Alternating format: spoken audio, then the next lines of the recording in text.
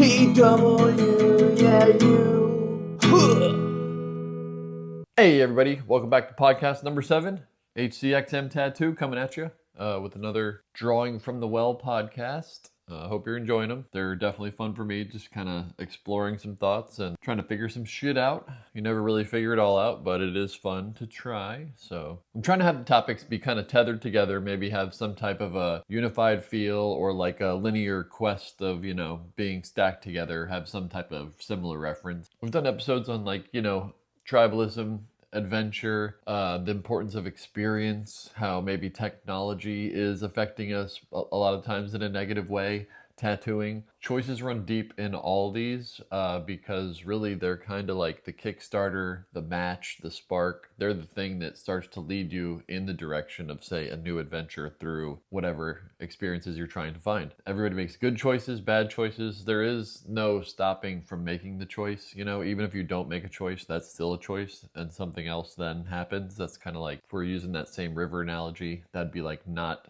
swimming directly in the river, just letting it kind of take you with it. That would be the choice that the river's maybe making for you. So just kind of important to realize what choices you're making, when you're making them, how frequency of choice making really affects direction, cardinal directions on an adventure or not, on a pursuit of extra stuff that's just fun, or choosing not to, because there's often days when I get home just too tired to do anything, sit there, kind of just chill out, probably should have done something creative or fun or exercise or whatever, but some days you're just done. And that's cool. But make sure that if those choices are being made every single day, now you've made a pattern that might be a little bit tricky to get out of. So choices are important, but back to the communal thing and the tribal thing, having a good group. If you have a good group, then the choices not only being made are good for you, but they're good for the group. And then also, if you're not making a good choice, there's others there to maybe give you some perspective on why that would be good or not to make those choices. And then we're kind of just moving and grooving. I think as we get separated though,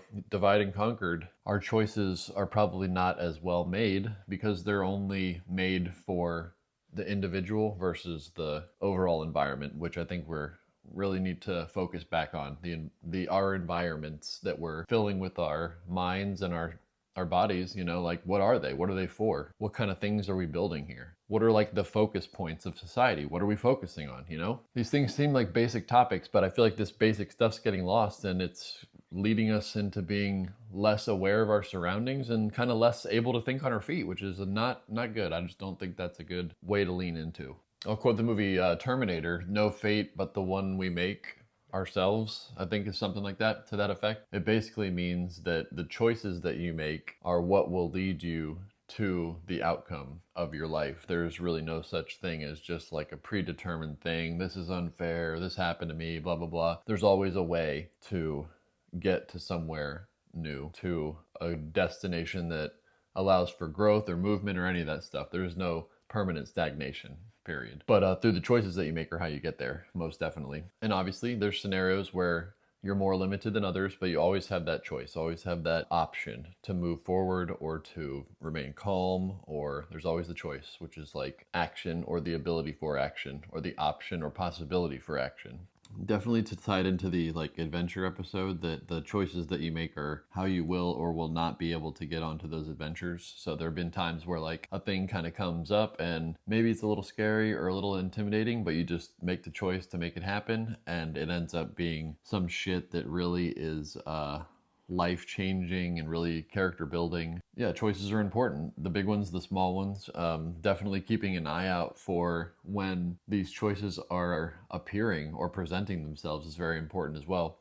There's this thing called coincidence, or some people might say deja vu or something. It's that weird feeling where maybe you feel like two things are kind of happening at the same time that maybe either have happened before or are supposed to happen at the same time. I really feel like that is almost some weird, almost like a gut feeling. It's some natural human thing that's guiding you towards a path. And it's not to say it's saying good or bad. I think that feeling is just trying to make you aware that there is maybe an important choice coming up to pay attention, just from what I've gained from having it happen to me. So I wouldn't really maybe try to write a book on it or anything, but it does seem to work that way, work well for me at least. It seems more and more like maybe the modern world is kind of set up to make or to focus on the short-term choices, which are kind of more fun and maybe like pay off a little bit quicker and faster, but they maybe take a little bit of a bigger toll and they don't really stack as well. So maybe they become a little bit less productive to your overall character building. They become more like a vice than they do some type of a thing that helps you, such as like eating fast food, smoking a cigarette, all these things. And I'm not hating on anybody who does any of those things, because I still eat fast food and I used to smoke cigarettes for many years and it's a tough one. But those are choices that you make, and if you can choose to stop either one or both or whatever, that will definitely impact your life in many different ways, mostly positive. Who knows what your future holds whenever you do anything. But so back to the tribal thing, the community thing. With a closer knit community and tribe, I think the choices that get made are better because you almost have a stereo sense of trying it out, tasting the flavor, seeing what it's all about, versus just trying to use your own maybe life experience to judge it instantly and bring it into whatever your regular functions are. It's kind of like someone throwing you a metal ball and asking you how much you think it weighs, and then letting everybody else hold it too. And then when you say, I think it's about 25 pounds, and you look around and everybody kind of gives you the nod, you just definitely are more confident that you think you know what you know. It's not to say groupthink or group mentality, but there's just strength in that kind of camaraderie when making any choice. We are individuals, but I think maybe as a species, we are also communal. And that if we lean harder into that communal thing, it benefits us as individuals. The individual nature, in my opinion, is maybe more for the survival aspect, to where you don't need the group to actually survive. But that if you're trying to thrive, I think you do. If you're trying to excel, if you're trying to go faster than the production amount that your body can produce. It's almost like if a person has a potential for 100% and then two people have a potential for 200%, 100 each. When you mix them together, it's almost like they make 250 or 300, because there's like a fusion going on. There's like an extra perspective going on or perception going on. Having those different viewpoints kind of allows you to sense it through multiple points and through multiple lenses, and really allows you to maybe break down certain aspects that either you wouldn't have seen or that would have taken you longer to see yourself. It's maybe like tasting a food or something. Like, you have the notes that hit right on the top, but then maybe somebody's like, oh, but do you taste this? You pull that out and you're like, oh, now I do. So it's always better to have a shared sense, in a kind of metaphorical sense. I think that your life has almost like a cardinal direction. Maybe the best case scenario you is going north, and the worst case scenario you is going south. And then if you were to go east or west, you're kind of just spinning in a circle, because it's not really trying to strive for the greatest good or the highest good for yourself. So I think these choices are kind of like little directional shifts. And this new world has made us not really look at the overall direction anymore, so that we can kind of be shifted in whatever direction the bigger picture sees fit. Where really every little choice kind of kicks you in a direction, and say maybe you're not going the direction that you want and you're trying to turn around. But if you keep making these choices that are kicking you back in this other direction, you're really never going to be able to make it out of that specific direction. So almost think about it like that. Like, it's like every little choice is pulling you in an actual different direction, and that some can kind of just spin you around in a circle. Some are really lifting you up, and some are really bringing you down, dragging you down. What are the choices? Are they empowering you? Are they taking something away from you? What is the value of them? Is smoking a cigarette really giving you a break, or is it really like another nail in the coffin for you? Like, who knows? I'm not even casting a judgment, I'm asking a question. Same thing would be said with a beer or a joint, or a guy who runs too much and then blows out his knee muscles or something. I feel like it's all about moderation in the end.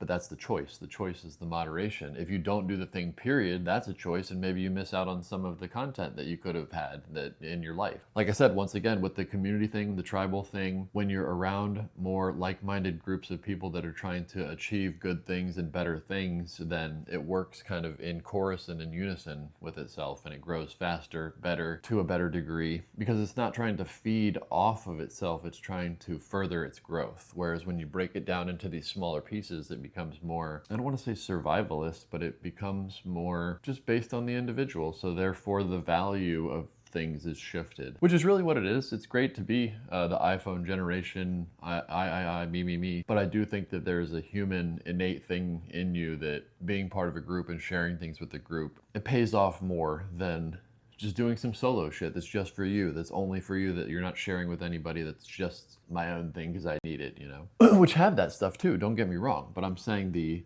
I think the human experience might be based around the greater good, not just what you can get for you right now before you die. I'm just out here trying to figure it out for me, kind of reflecting back whatever things I see for myself. With the up and down analogy, it's kind of like down is warmer, but also leads down to heat and burning up into destruction. But on the way down, it's nice and gets warm and comfortable, you know. But the ascension starts to take away the warmth and gets colder, and you gotta be reliant on yourself and resilient to the cold, and make sure you pack the right things to help with the journey and things like that. It's just a different type of a motion. It's an ascent versus a descent where you're kind of like giving up, and maybe not giving up, but you're leaning into less necessity on yourself and more necessity on your surroundings. And maybe that's where we've gone wrong, is we're like way too reliant on our surroundings.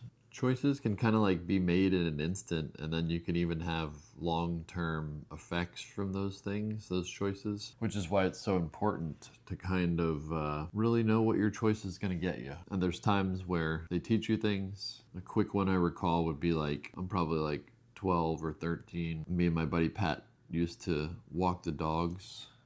We did walk the dogs, but it was basically just an excuse to go smoke cigarettes around the neighborhood. But we're doing our thing like we always did, walking the dog down one of the regular routes. And there's this really big house, and it has an orange tree in the front yard. Ton of oranges on this thing. A few of them have fallen off on the ground, rolled down towards the sidewalk where we're walking by. For whatever reason, I was just like, something possessed me, and I like didn't even really think about it. Reached down, grabbed this orange, and just launched it at this house. It was a big white house with like these kind of pillar things, just lit up, all white. And for some reason, these oranges on the ground were calling me to just launch one at this house. So I made that choice, and I made it kind of instantly. Grabbed it, picked it up, launched it, and as soon as it left my fingers, I remember thinking like, why did I do that really? You know, like, why did I do that? I mean, obviously because it's awesome and fun and you wanted to see it smash against the thing, but like really what drew me to do this, you know? Smash! Hits the side of the house. All of a sudden, a guy runs around the corner from the front of the house. He's an ex-Marine vet guy, and he fucking storms down, grabs little 12-year-old me by the throat, with one arm, lifts me up off the ground. I'm like choking. My buddy Pat's like grabbing his arm, hanging on, like, let him go. And he eventually let me go, and we just ran off. He's like, where you guys live? And I'm like, and just ran off. But the whole point of this story being that I made that choice in an instant, and almost instantly I got like the karma payback for it. But it's important to realize the value of choices, you know? That was so dumb and pointless, and for a second's worth of entertainment, and all that extra kind of chaos ensued. But it's a cool life story, so I mean, I wouldn't take it back, but maybe I would warn against others going down that route. So just a weird example would be like, imagine buying something like an avocado or a pineapple or like a rotisserie chicken, and then it goes bad because you forget to use it or whatever and just throw it away. It took like multiple years to grow, and then you just throw it away because you made the choices of just forgetting to kind of use it in its appropriate time. I guess it's not really a big deal. It's just odd that there was 2 years of time and effort and resource put into a thing for no reason. Went through all those stages just to end up in the trash. And I mean, there is really always an ultimate purpose, because bacteria and shit are gonna eat it and break it down at a junkyard somewhere, or an animal might eat it, but that its intended purpose was totally missed, and all of that effort and organization was kind of for naught. So it's just choices, you know? Like, what are the choices? What choices are we making now? What choices are we making as a collective? What kind of choices are shaping our world right now? It starts with just the personal thing. What choices are you making on a daily basis, and where are those choices leading you? Kind of, what adventures are they leading you on? You know, if we got the venture and the going outside of that is the adventure, what choices are you making to get the adventure going? Whether it be going to a party, going to hang out with people maybe you don't know, going out of town, whatever it is, those choices are how you get there. They're the little stones on the pathway to get there, no doubt. One choice at a time, big ones, little ones. It's like riding a wave. Every little motion you make is going to either make you ride the wave better or potentially make you fall off. You're not gonna die if you fall off. You're just gonna have to jump right back on another wave and try it again. but all those decisions either make you have the best ride of your life or just not a good one at all. Another way of saying what choices are you making is saying where are you putting your energy, because that's another kind of example of everything is a choice. Everything is an ask for your energy, asking for you to take your 100% full glass and kind of dump some of it into whatever each of these things are. And keep in mind, you only have 100% in this glass. Let's call it 100 drops of water that you can share out into different things. And if you're using most of that on some bullshit that you don't even want to, like you don't even really have A, enough left over for yourself, but B, enough left over to really give to who you could or should or would want to be giving it to. It's almost like this world is like a bad choice making machine, and that's why it's so important to get back to the tribal community, whatever, to help not only shield each other from that, but to help build something outside of it, beyond it, better than that. Something based off of the more one-to-one human principle, not some giant mega machine that's not even really human at all. It's just a manifestation. Manifestation, something made by man, kind of almost like a fence to keep everything in or out. I used to work for one of the big grocery store chains, and I was one night like doing the end of the night duties or whatever, like sweeping with somebody, you know, walking around doing the thing, and we went past the deli area and they were launching whole chickens, whole rotisserie chickens, like, you know, maybe 10 into the trash can because they just didn't sell that day. And it just struck me as how crazy that is, that those 10 little chickens literally went through all that, probably suffering in a fucking terrible situation in a chicken factory thing for nothing, not even to sustain a human life, which is really the way that we're going to justify doing it this way, is, you know, it's worth it because for human consumption, blah, blah, blah. And even if you don't give a fuck about chickens or whatever, you can't tell me that that's not a little bit strange for that level of waste to be happening, and then us be all butthurt about things being out of whack if we're wasting shit to that level, fucking with the animals to that level, you know? And I mean, I guess smaller farm stuff is kind of a thing that people do nowadays, but how is it not really like the thing to focus on? And obviously we know the reason why, because there's been a giant thing set into motion a long time ago that is still huffing and puffing along. Every single choice you've made up to this point has led you to exactly where you are right this moment. It's really kind of a weird thing to think about when you really break it down, because you could literally be navigating yourself to exactly where you want to be or exactly the opposite direction. And I think without the proper help, you might not even know which direction you're going. You might not even be aware if you're traveling in the right direction to get to where you want to go. Imagine how wild that is. Like you're trapped out in the woods somewhere and you're trying to get home and you just have no idea which way to go. So you kind of just guess and start walking. Versus what if you, like using this analogy, what if you knew how to use the sun as a direction tool and you knew the direction to get home, then you can figure it out, you know? Maybe that and you bumped into somebody and they told you that's how a way to get home, you know? So it's all about, back once again to the tribal community and the need for adventure to go out and be out there, because that's where you might run into somebody to be able to help them on that little quest of theirs. Yeah, adventure, high adventure, keep that shit popping, no doubt. Every choice on that adventure takes you further and further down. Back when we were kids, all of us smoked cigarettes except for one guy, and whatever it was, even his mom did smoke cigarettes, so it's not like he had some other, you know, type of mentality to go about other than not wanting to smoke like everybody else did. We all made fun of him, we all poked fun and tried to get him to smoke and whatever, and he never did. And he did do other shit, you know, when we started partying harder and whatever. So it wasn't like he was opposed to doing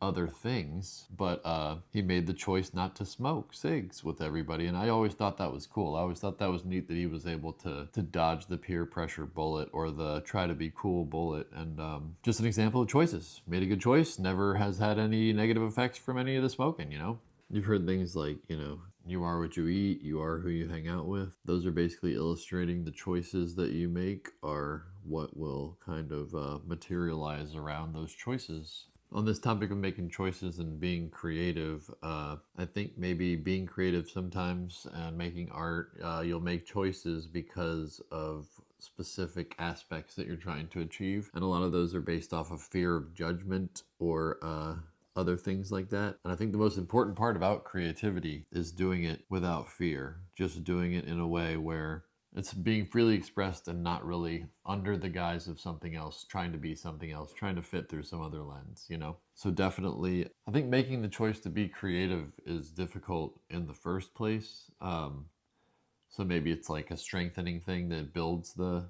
fearlessness over time. But I do think that you probably make smaller, safer choices in the beginning, and then those kind of excel into kind of bigger reaches and more lofty goals or aspirations.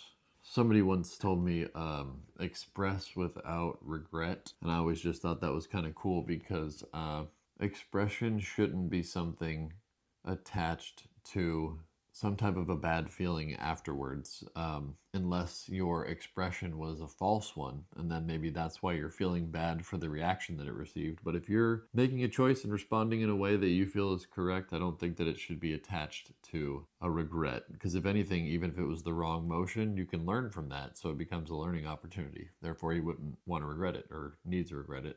All that gets you where you're going, every single choice. So even if you're not in the exact zone where you want to be now, keep making those choices to get to where that might be. You can always keep going, keep traveling, keep moving. Tying into the tattoo episodes as well, making choices is very important for a tattoo, because the more choices you make in trying to guide it towards exactly what you want, the closer that you'll get to exactly what you want. The more you just kind of wing it, the more of a wing it style tattoo you'll get. So it's very important, the choices that you make to get the result that you want. I think it's important to maybe sometimes analyze why you might make the choices that you do make, whatever the reason might be. Just make sure that you realize that the choice you're making is for that reason and not for some other reason. A lot of the times we'll make choices for others or for some unseen purpose or whatever the case may be, when really, like I said before, the value of the choice should really be established in what this action is going to return you. And as long as everybody's on the same field with all that, it doesn't matter what your choices are, because you can feel confident in and responsible in the outcome for whatever those choices may be. Like there's some countries and maybe I think even some states where you're allowed to just do whatever drug you want. Like they literally like, here, you have the choice to do whatever it is you want. And I'm pretty sure they made like a suicide pod recently. So they literally giving you the choice to kill yourself if you want. Those are huge choices. But yeah, choices are very important. And I think that we need to start holding each other accountable to the choices that we're making, just to make sure that we even realize what the choices we're making are and what the long-term goals might be with these choices. I think about this all the time. If you're in the room with people and you go to make the choice you make will be based off of being seen by these other people. And then on the internet, it separates everybody and it allows you to make a different choice, a choice based off of knowing that no one is going to see you. Choices as it relates to maybe art, even in this art that I'm doing right here, I call this, and it has been called before, automatic drawing. So the whole point is maybe that you're not really making a whole lot of choices. You're kind of just going with some flow, and you are making choices, but they're so instantaneous that you have to even maybe wonder, are you cogently or cognitively actually choosing it, or is it more like how water takes the path of least resistance when rolling down a hill? You know, it's kind of, I feel like it's something more close to that, and it's cool just to see what pops out. Obviously stuff pops out that is maybe on a subliminal level floating around in there, but I think that's why automatic drawing and just art in general is so cool, because I think you can maybe get to places in the mind that you don't even know are there to get to, and these little exercises maybe kind of give you an opportunity to crack that open a little bit and maybe see what's in there. And this automatic drawing stuff is so free and so open that it definitely taps into some subliminal stuff, like little weird stuff pops out all the time. Depending on if I'm doing it by myself or with a guest, the drawings are kind of shaped by maybe how the course of the content is going or the conversation. Yeah, so it's very like freedom of choice in a way, which is very cool. It's a very American way to draw, freedom of choice. Yeah, a lot of things are based on rules, including art, including everything. And some things I think should have some rules, such as if you're trying to play chess or a basketball game or something. But I think that room for choices should be made, you know? Room to leave that choice open is good, because you never know what you're going to get out of it. Always leave room to make the choice. I think if we're better mirrors for each other, we'll make better choices. If we allow each other to see the choices that we're making, we'll make better choices. But the more that we make the choices in secret, I think the more that those choices could be leaned and offered in ways that you don't even want to go. But the slow boiling the frog type of method, where they slowly increase the negativity, is how we're getting to where we're at. It's not just press the button and everything changes. You slowly introduce it, and then over time we don't even realize how much we've changed or shifted through those small choices. So let's get back on the choice train and make sure that the ones we're choosing are leading us to the right station, you know? Is it north, south, or east or west? Which like feels like we're going somewhere, but maybe we're just going around and around. Be better mirrors for each other. Conversation is key. Make the choice to have those conversations, even if they're a little bit weird or out there or aren't well received on one or two. I still think it's important to reach out and try and do that, because that's the only way we're going to move the ball forward, is with different understandings, better understandings through the choices that we're making. The whole point of these podcasts is just to hang. It's just a conversation. It's the same shit we'd be doing if you came over to my house and we were just chilling, you know, watching a movie, drawing, doing whatever. These are the types of things that we would chat about. So I'm just trying to kind of bring that to the internet, keep an open forum for conversation, because I just don't think a lot of conversation's happening that's not based around trying to sell you something or trying to sway your opinion on anything, any event or any whatever. And all I'm here to do is stir up a little bit of cool conversation, something that when you walk away from it, maybe you're having a little bit of something extra to think on that's not like so much like a piece of candy. It's more something savory or something that you can kind of take with you. Some episodes are probably going to be better than others, but I'm going to keep them coming just as a key to consistency type of thing, and I'm sure we'll probably really get to some great topics. Feel free to leave me some comments, and maybe we can steer this ship together into some cool spaces. Yeah, stay tuned for an upcoming episode. Thanks for watching. Well, that's it for this episode. Hope you made the choice to watch it all the way through, and hope you continue to make the choice to support the podcast. Episode 7 in the bag. Thanks for joining us, and I'll see you on the next one. Drawing from the well. Peace out. DFTW, yeah, you.